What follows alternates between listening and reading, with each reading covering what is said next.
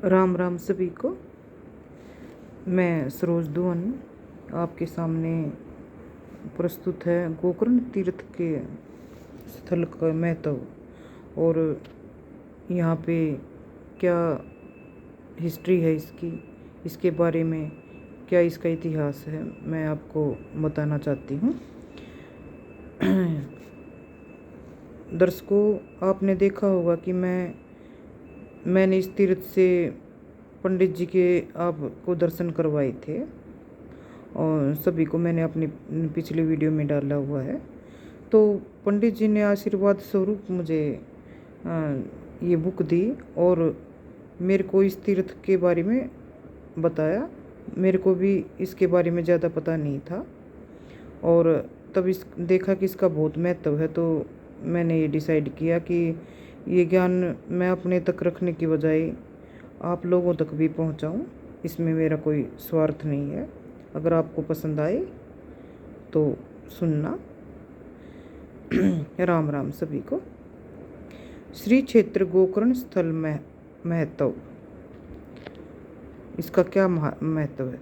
श्री क्षेत्र गोकर्ण पुराण मूलतः गीवार्ण वाणी में लिखा गया है, जिसके अध्याय 125 हैं। इसका सार रूप पुराण भी 55 अध्यायों में संकलित प्राप्त है। उसी का ही संक्षेप यहाँ हिंदी में देने का संकल्प किया गया है। मूल गोकर्ण पुराण के आरंभ में लिखा है कि यह कथा प्रथम शिवजी ने स्कंद को सुनाई। तदंतर स्कंद ने व्यास शिष्य सूत ऋषि को सुनाई। तत्पश्चात उन्होंने सोनकादि ऋषियों को और पांडु राजा के वंशज स्थानिक राजा को सुनाई। अतः मैं नारद मुनि ने संवर्तक को गोकर्ण कथा सुनाई। रामायण तथा महाभारत में श्री गोकर्ण क्षेत्र कथा का उल्लेख पाया जाता है। हरिओम।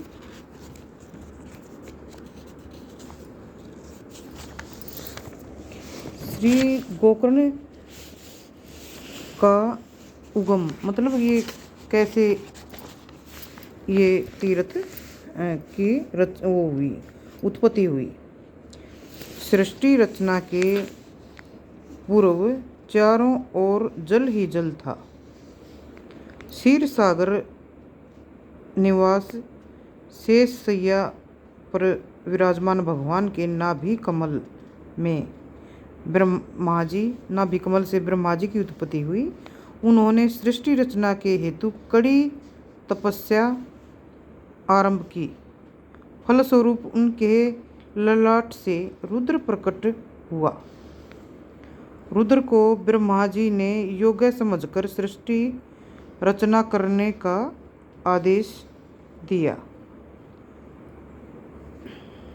अमर, सात्विक और समान सत्वशाली प्रजा उत्पन्न करने के हेतु से रुद्र ने पाताल में जाकर तप करना आरंभ किया, किंतु उसमें 3 युग बीत गए।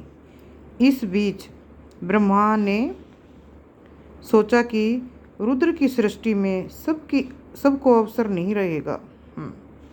इसलिए ब्रह्मा जी ने स्वयं त्रिगुणात्मक सृष्टि रचना की, जिससे उसमें भेदभाव के साथ रहने के लिए सबको अवसर मिलेगा।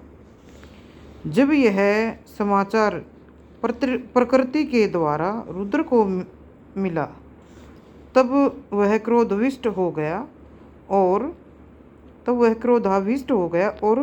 पाताल से ऊपर चक्राकार भ्रमण करते समय भूदेवी भूमि ने उसे रोका। वह दान वदन होकर बोली कि तुम्हारे चक्राकार भ्रमण करने से मुझे वेदनाएं होती हैं, इसलिए तुम छोटा सा रूप धारण करके आ जाओ।